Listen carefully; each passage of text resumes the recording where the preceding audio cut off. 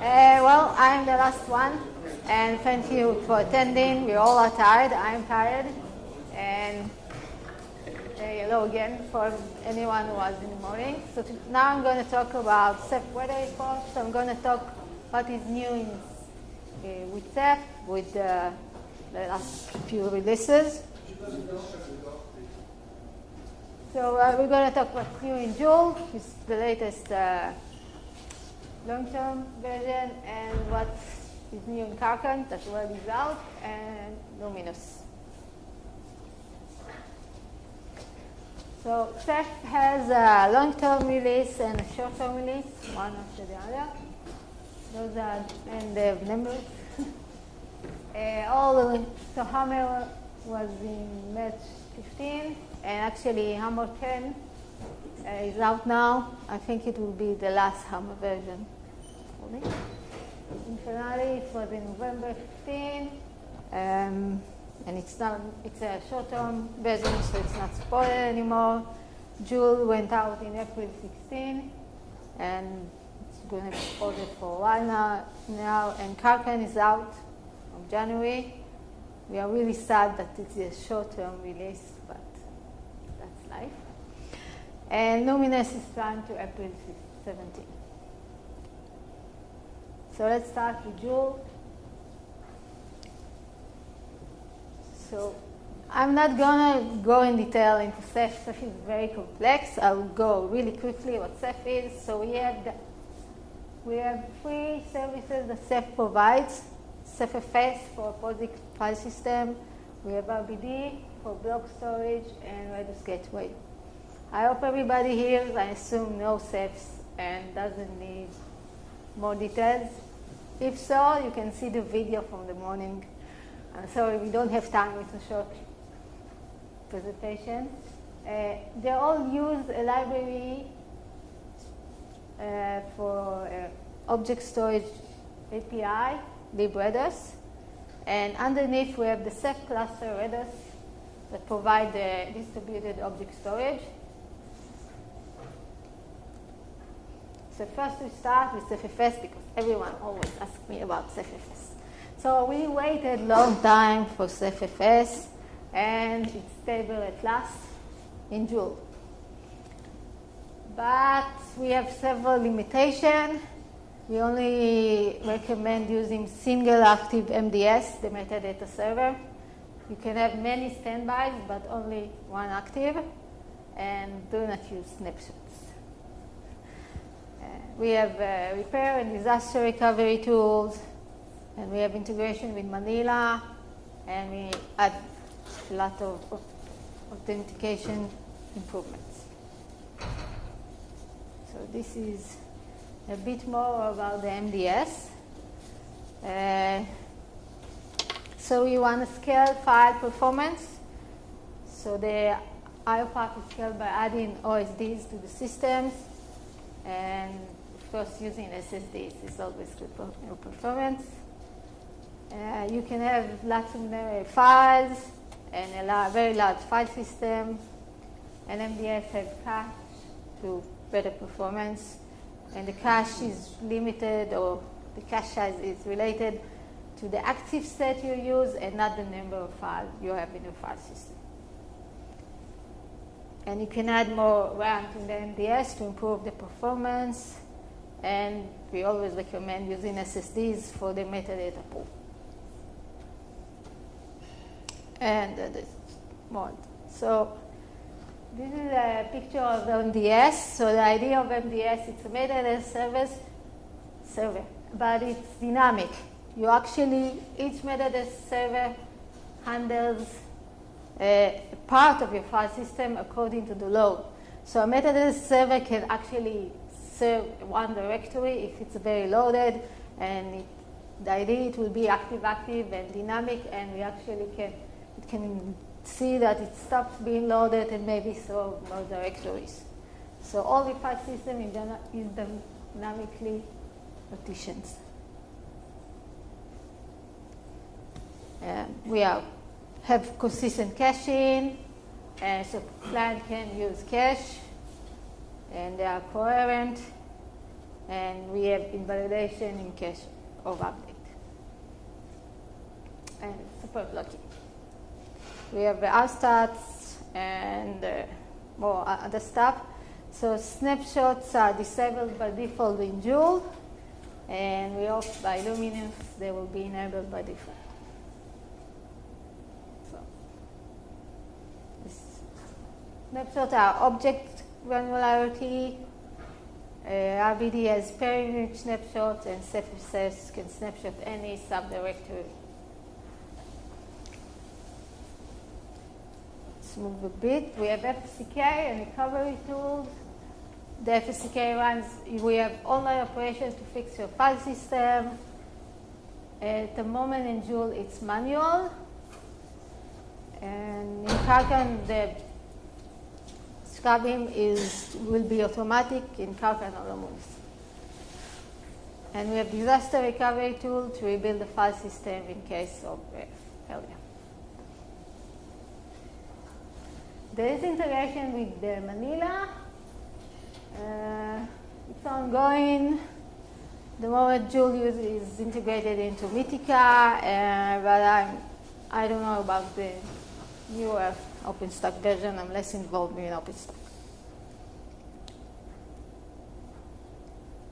Other Joule stuff, so we run everything as Ceph user, no longer the root.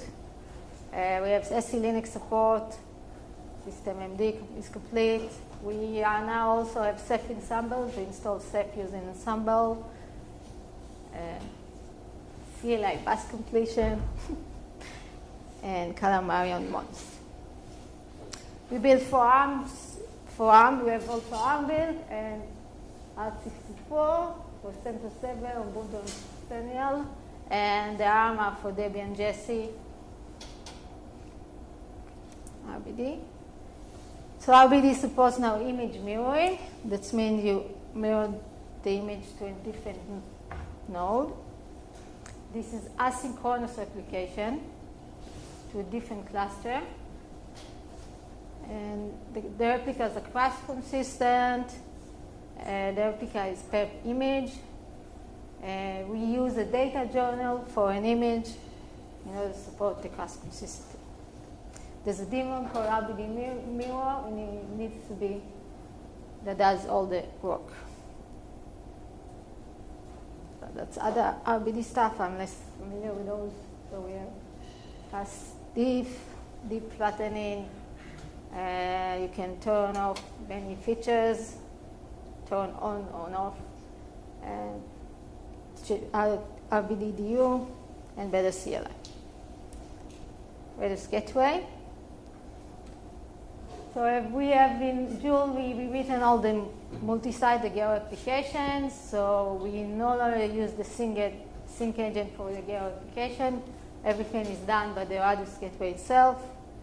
We have active, end zones, application. We have failover and failback, and we simplify the configuration. We also have NFS interface for Redis Gateway. It supports currently only NFS v4. It's used to import or export data to the object storage. It's based on NFS Ganesha linked with libRGW. We have indexless bucket for users who are using lots of objects in the same bucket, millions of ones. And those are buckets that don't maintain the index at all. You cannot list them. But that's make the operation on them faster because we don't maintain the index. Currently, you cannot use Geo application with indexed bucket. Hopefully, in Karkan, probably Luminous will have Geo application also for indexed bucket. Lots of updates. Most of the Swift stuff is done by Mirantis, so I want to thank Mirantis. I don't know if there's anyone from there. So for Swift, we have Keystone v3, multi-tenancy, object declaration, SLO, block delete, object versioning, and REFCO compliance. REFCO is a test of OpenStack. And for S3, we have AWS for authentication support, LDAP support, STS is not in Joule. STS is a secure token server. It will hopefully be in Kraken, probably in Luminous. Sorry, what's STS? It's a token service. Amazon uses it. It's for very complex authentication that Amazon uses. It's external authentication service. So this user can get from that server a token, and that is passed to the storage, and he does the authentication. So it's Amazon-specific sort of kernels. Yeah, exactly. And lots of S3 user wants it. Yeah. So now Rados, we improve queuing and the monitor scalability, lots of optimization, new implementation for async manager that will be use less thread and perform better. We no longer support XT4. It really was sad, but because the X attributes in XT4 are too small now, especially with RBD and also with Rados Gateway, you can get corruption because the X attribute will be too short. So we only support XFS. It's very important. We improved caching, and we added the razor coding, secure razor coding. Fujitsu added that, and Bluestore. Okay, so Bluestore is very important too. So Ceph is built on top of a file system in the end. We store our data in a file system, and there's a layer we call file store that does that. Currently, we do it on XFS, but we noticed our write performance, we have lots of latency issues because of the XFS layer, and also it made it's much more complex to use it because we actually use several files and we need to synchronize updating that. So Bluestore removed that layer, and instead of using XFS, it actually uses device, and also it uses RocksDB for some key value store for the metadata. Hopefully, Bluestore is just beginning. Hopefully, Luminous will be the default. Okay. Now we're talking about Kraken and Luminous. So the idea is to make Bluestore the default in Blue. In Kraken, it will be in, but it will still be the preview. But in Luminous, hopefully, it will be production ready, and we're going to use only Bluestore. We already have actually razor code override for RBD, so we can actually use RBD with the razor coding pools. Ceph Manager is a new component of Ceph. It's like a monitor, but it's external daemon. It's written in Python. It will have REST APIs, and it will have metrics. And first of all, it removes some load from the monitor that does other stuff than actually the clustering. And it also improve our metrics and can also help with managing CephFS. We'll add in on the wire encryption, optimize the IO path for the OSD, make the peering faster, and more quality of service. And Ceph we'll have Ceph support. We actually have it already. Ceph support for DM cache, B cache, and flash cache. We have the DM cache. I'm not sure about the others. They'll hopefully be there by Luminous. But it's again the STS, the Amazon like Kerberos, pluggable full zone syncing. So the idea is that we can actually export our metadata out, and we can use that for, first of all, for metadata indexing, metadata search. So we can export the data into Elasticsearch, and then the user can actually search the metadata. It can also be used for tiering, either for tape or for cloud storage, external, like public cloud. We have encryption thanks to Mirandis and compression object. And we are doing lots of performance improvements. There's a work to scale up the performance of Civit Web front end. And we are looking at our performance with the bucket with lots of object themes and so on. For RBD, we continue improving the mirroring, adding high availability, delayed replication, and cooperative daemons. We're adding client-side persistent caching, encryption. There are lots of improvement for the kernel client performance. There's RBD-backed LIO, iSCSI target. We need iSCSI because users want to use VMware, and the only way they can use RBD with VMware is iSCSI. We add inconsistent groups. Ceph, we hopefully will have multi-active MDS, will make the Ceph more scalable and more performant. Snapshots will be there. They are not yet in Cochrane. And there's Manila integration. There's integration with Samba for SMB and Ganesha for NFS. And we'll see if we have the rich shackles. There's Mantle, that's a Lua plugin for multi-MDS balancer. We add in some directive fermentation improvement and the static support. So those are cool stuff. So we have Ceph Ensemble, Ceph Docker. We support IPv4 and 6. We have PM Store. This is the backend. This is the NVD backend support from Intel. And we have libriders backend for OXDB. So it's a lot of stuff. Anyone has something specific you want to ask?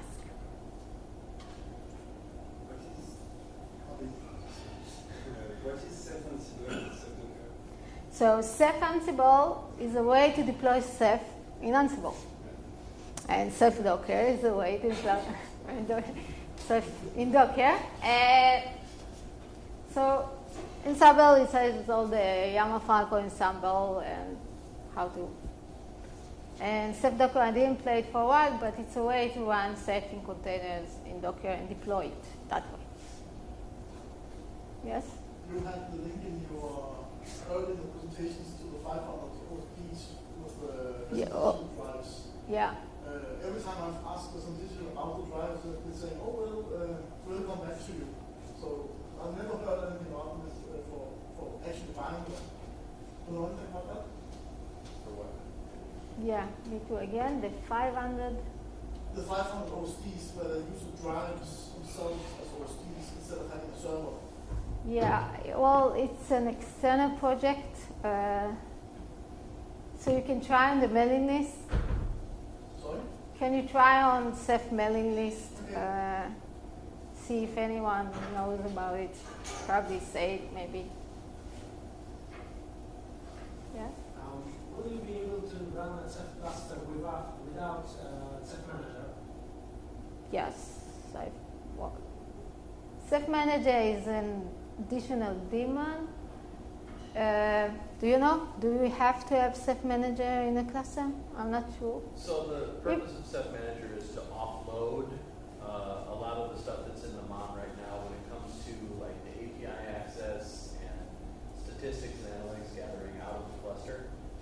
So if you don't have anything that's using like the Calamari API, or you're not running some sort of a management or a GUI dashboard or anything like that, then yes, you should be able to run a cluster without Ceph Manager when it comes out. Yeah. And is it possible to spawn, for example, 2 Ceph Managers in a single cluster to provide the HA? I don't think the question of horizontal scalability has been quite answered yet. I mean, obviously they're going to want to. It's a question of whether it's hot standbys or master-master type. But I don't think that question has been answered yet. But Yeah. my thinking is that yes, you will be able to have multiple Ceph Manager daemons running in the cluster. Yes. I want to set up a small Ceph cluster introduction next month. Should I take Joule or should I do it? Okay, he wants Ceph production, small Ceph production, and he asked if you use Joule or Kraken. So, of course, Joule always long term. Kraken is short term and it's just out. So that means it has lots of new cool features. It's passed some testing we do upstream, but most users never used it. One question regarding BlueStore. So with BlueStore, there's this check on read for your object data. So does this mean that the eavesdrop interval is decreased on those OCs, or is it still the same? I don't know, actually. Because I think there's not really a use for this anymore if it's checked on every request. Yeah, I'm assuming we won't need this crap. But I don't think BlueStore is there yet to that point of level. Yes? You mentioned about your service for adults. Can you some more details about Well, the idea is to try to limit, it's more for hyperconvergence, so we can run, let's say, OSD with other servers, and we can try to limit the resources, or at least have quality of service enough for OSD to run in case of an error. I think in general, Ceph is not really strong in its quality of service. Do you have anything to add about that? Yeah. Can you just share a little bit about performance increases that Ceph did? There was a big flag there, and I checked it, and I just wanted to hear hopefully what has changed. It seems to have some threading issues being discussed, but can you just... The async messenger you're talking about? Yeah. So the performance for async messenger. So there was some threading issue. It spawned too many threads. Yeah. And sadly, too many threads usually it's not good for your performance. So it's less threads. I don't know exactly the implementation. I wasn't that involved in that, but it's... Does this mean we can now scale beyond 20 nodes easily, in the same way server scales beyond 20 nodes easily? Yeah. Yeah, a lot of the scaling issues have been addressed. There's actually a collection of large-scale users that have been getting together to see how far they can push that. So CERN is one of them. There's a new Ceph large mailing list if you're interested in. I am interested in. I would join that mailing list. There's some really good stuff there. Yeah. So the 20 is, we are much more. Yeah. Any more questions? what is the future of cache sharing? Because turns out that Ceph is no longer provided. It's the open source version. So eventually we also remove from the open source version, or Cache tiering? We moved, maybe Reddit doesn't, sometimes Reddit decide not, well, this is upstream, but Reddit sometimes decide not to support something that upstream may continue to do it. It's not always one-to-one. I think there was some issue of in some cases cache theory provides had some bugs and it caused some corruption, so that's why it's not supported. I actually believe it's going to be supported. It's to my knowledge, it's not going to be stopped. But again, mailing list is always a good place to ask. I know upstream cache sharing is actually still being looked at and revisited a little bit. But I think they're going to kind of rework it and how it works, because I think there's a lot of desire for people to have dynamic cache sharing both up and down, to be able to push things to a hot tier and push things to a cold tier, using like bloom filters and things like that. As far as Red Hat's commercial support, that I don't know. One of the things that I've been having difficulty in my latest contracting is finding use cases for Ceph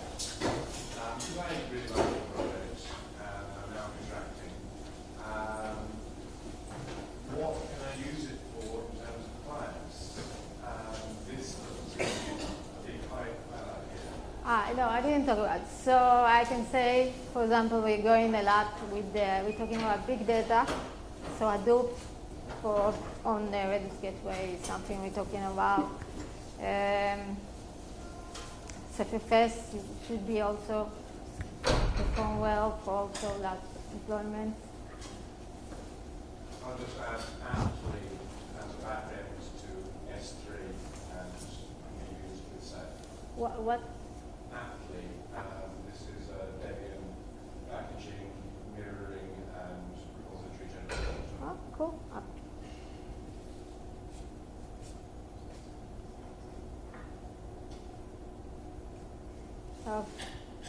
Thank you.